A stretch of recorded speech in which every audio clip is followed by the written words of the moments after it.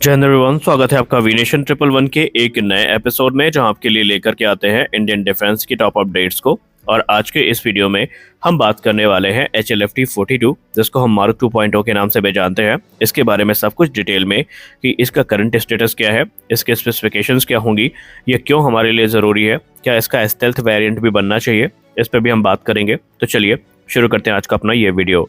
दोस्तों, HLFT-42 की बात करें तो ये भारत का next generation lead in fighter trainer aircraft होने वाला है, जो कि अपने आप में बहुत ही कैपेबल फाइटर एयरक्राफ्ट होगा, या यूं कह लें ट्रेनर एयरक्राफ्ट होगा, जो कि फाइटर की भूमिका भी निभाएगा। और ये एयरक्राफ्ट हमारे लिए इंपॉर्टेंट इसलिए है क्योंकि हमारे जो भविष्य के 4.5 जनरेशन और 5th generation fighter aircraft programme है, उसमें कोई भी हमें डेडिकेटेड ट्रेनर वेरिएंट देखने को नहीं मिलेगा। जिसका सीधा मतलब ये है कि जो पायलट होंगे तेजस मार्क 2 एम का और टेड BF के, उनको ट्रेनिंग देने का जो प्रोग्राम है वो HLFT-42 ही पूरा करेगा। और अगर हम group captain Harshvardhan Thakur sir की बात करें तो उन्होंने खुद इस चीज़ को माना है कि आने वाला जो भविष्य है उसमें हमारे लिए जो लीड इन फाइटर ट्रेनर है ये बहुत महत्वपूर्ण होंगे, क्योंकि ये तेजस मार्क 2 एम का और टेड BF के जो पायलट्स हैं उनको ट्रेन करेंगे, क्योंकि उनका सिर्फ सिंगल सीटर वेरिएंट देखने को मिलेगा। ट्विन सीट कॉन्फ़िगरेशन में वो हमें देखने को नहीं मिलेंगे। तो इसीलिए हमारे लिए जो HLFT-42 है ये और भी ज़्यादा महत्वपूर्ण हो जाता है। अगर हम HLFT-42 के डिज़ाइन की बात करें तो काफ़ी हद तक आपको इसमें HF-24 मारुत की झलक देखने को मिलती है, या डिज़ाइन वाइज हम यूँ कह लें कि इसमें मारुत और तेजस दोनों के फैक्टर देखने को मिल जाते हैं। और जब इसे अनवील किया गया था तो आपको कैसे ये बात भूल सकती है कि इसके टेल में हमें लॉर्ड हनुमान यानी प्रभु श्री हनुमान जी की फ़ोटो देखने को मिली थी, जिन्हें हम मारुति नंदन के नाम से भी जानते हैं, और उन्हीं के नाम पर जो मारुत एयरक्राफ्ट का नाम था वो रखा गया था।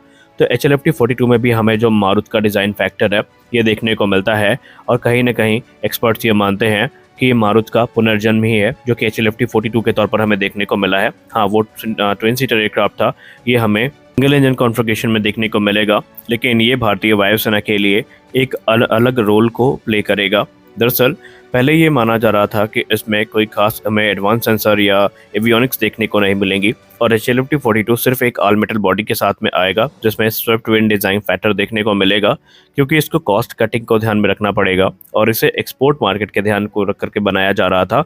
लेकिन अब ये चीज़ें बदल चुकी हैं। Hindustan aeronautics limited HLFT-42 programme को लेकर के काफ़ी गंभीर है, और इस समय वो अपने इंटरनल फंड्स का इस्तेमाल करके इस प्रोग्राम को आगे बढ़ा रही है। एक बड़ा डिफरेंस हमें जो देखने को मिलेगा वो ये होगा कि जो HLFT-42 होगा इसमें अब आपको एडवांस सेंसर और एवियोनिक्स भी देखने को मिलने वाले हैं। जी हाँ, स्पेसिफिकेशंस की बात करें तो HLFT-42 जो हमारा है इसकी जो ओवरऑल लेंथ होगी ये 16 मीटर्स की होने वाली है। इसका विंग स्पैन 9 मीटर का होगा। इसकी हाइट 4.6 मीटर्स की होगी।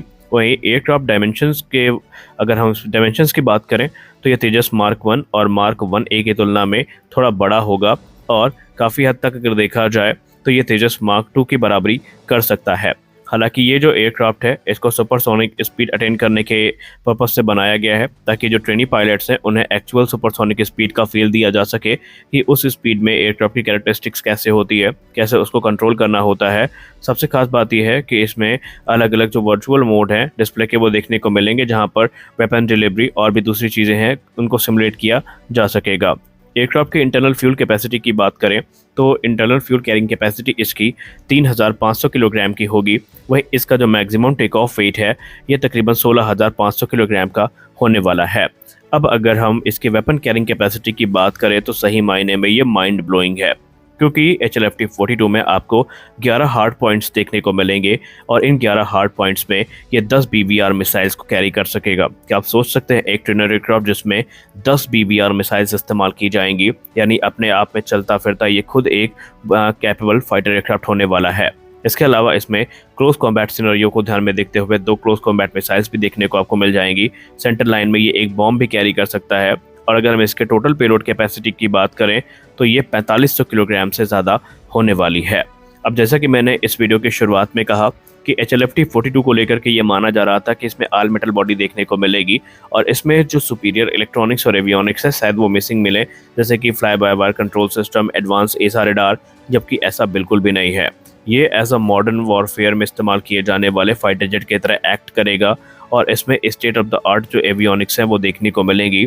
इसमें आपको active electronically scanned array radar यानी एसा रेडार देखने को मिलेगा, इलेक्ट्रॉनिक वॉरफेयर स्वीट देखने को मिलेंगे, infrared search and track system देखने को मिलेंगे, एक fly by wire flight control system देखने को मिलेगा और इसके अलावा और भी जो अलग अलग चीज़ें डीआरडीओ के द्वारा विकसित की गई हैं वो इसमें हमें देखने को मिलने वाली हैं, जो कि इस एयरक्राफ्ट की जो परफॉर्मेंस है उसको कई गुना ज़्यादा बढ़ा देंगे।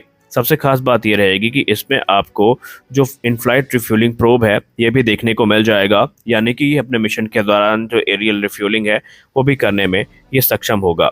इसमें आपको इंडिजिनस सिस्टम देखने को मिलेंगे, जिसमें डिस्प्ले सिस्टम हमारा इंडिजिनस होगा, फ्लाइट कंट्रोल सिस्टम हमारा इंडिजिनस होगा। हाँ, एक चीज़ जो इंडिजिनस नहीं होगी वो होगा इसका इंजन, और इंजन को लेकर के अभी कोई स्पष्ट रिपोर्ट सामने नहीं आ रही है, क्योंकि पहले ये माना जा रहा था कि इसमें जनरल इलेक्ट्रिक F404 का इस्तेमाल किया जाएगा, लेकिन वो एयरक्राफ्ट जो अपने साथ 10 BBR मिसाइल कैरी करेगा, जिसका ऑल ऑफ वेट 16 टन से ज़्यादा का है, उसके लिए F404 कितना कैपेबल होगा इसमें संशय है। और अब ये माना जा रहा है कि इसके लिए या तो फिर F414 का इस्तेमाल किया जाएगा या फिर दूसरे जो अल्टरनेट ऑप्शंस हैं इनके तरफ हिंदुस्तान एरोनॉटिक्स लिमिटेड देख सकती है। इनिशियली रिपोर्ट ये सामने आई थी कि कावेरी इंजन का इस्तेमाल होना है, लेकिन कावेरी इंजन का डेवलपमेंट कब तक पूरा होगा ये अभी अधर में लटकी है बात, क्योंकि कावेरी इंजन को लेकर के अपडेट्स तो काफ़ी अच्छी आई हैं, मिधानी ने काफ़ी बड़ी जानकारियां दी हैं, लेकिन अभी भी जो आफ्टर बर्नर मॉड्यूल है उसके साथ टेस्ट होने में अभी हम मान के चल रहे हैं कि 1 दशक का समय लग जाएगा।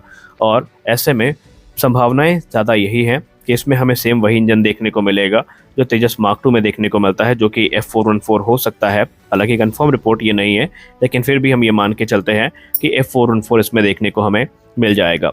अब अगर हम इसके डेवलपमेंटल टाइमलाइंस की बात करें तो HAL इसको लेकर के कॉन्फिडेंट है कि इंटरनल फंड्स का इस्तेमाल करते हुए भी जो डेवलपमेंट है ये 2030 तक पूरा कर लिया जाएगा। जी हाँ, 2030 तक इसका डेवलपमेंट पूरे किए जाने की बात की जा रही है। सबसे इंटरेस्टिंग पार्ट ये है कि ये वही समय होगा जब तेजस मार्क 2 ऑलरेडी इंडियन एयरफोर्स के सर्विस में इंडक्ट किए जा रहे होंगे, एमका का प्रोडक्शन चल रहा होगा, टेडबीएफ का प्रोडक्शन शुरू होने वाला होगा, यानी एकदम परफेक्ट टाइमिंग होगी इस एयरक्राफ्ट के आने की, क्योंकि ये ट्रेनिंग पर्पस में बड़े पैमाने पर इस्तेमाल किया जाएगा। अब कुछ रिपोर्ट्स मीडिया में ऐसी दावा करती हैं कि इसके शायद हमें 4 अलग अलग वेरिएंट देखने को मिल सकते हैं। पहला एक ट्रेनिंग वेरिएंट होगा जिसमें सिर्फ ट्रेनिंग रोल्स को ध्यान में रखा जाएगा। दूसरा एक लाइट अटैक वेरिएंट होगा जिसमें ट्रेनिंग के साथ साथ ये लाइट अटैक मिशंस में इस्तेमाल किया जा सकेगा।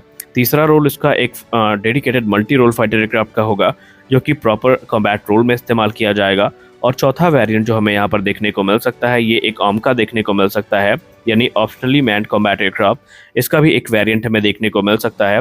और अगर ये सारी चीज़ें हो जाती हैं तो यकीन मानिए भारत के पास एक ऐसा एयरक्राफ्ट होगा जो ट्रेनिंग देने के साथ साथ कॉम्बैट में भी काफ़ी बड़ी भूमिका निभा सकता है। और सबसे खास बात यह है कि भारत इन्हें स्ट्राइक मिशंस में इस्तेमाल कर सकता है किसी भी विषम परिस्थिति में, और भारत को अलग अलग जो फाइटर एयरक्राफ्ट हैं इनमें फिर दिक्कतें नहीं होंगी। तो यहाँ पर एक चीज़ क्लियर है कि जो चीज़ें हो रही हैं HAL-FT42 के साथ वो काफ़ी इंटरेस्टिंग तो है, लेकिन HAL को टाइमलाइन में बने रहना होगा, क्योंकि HAL अपनी लेट लतीफ़ी के लिए काफ़ी जानी जाती है। तो आज के इस वीडियो में बस इतना ही, मिलते हैं अगले वीडियो में कुछ और अपडेट्स के साथ। तब तक के लिए जय हिंद।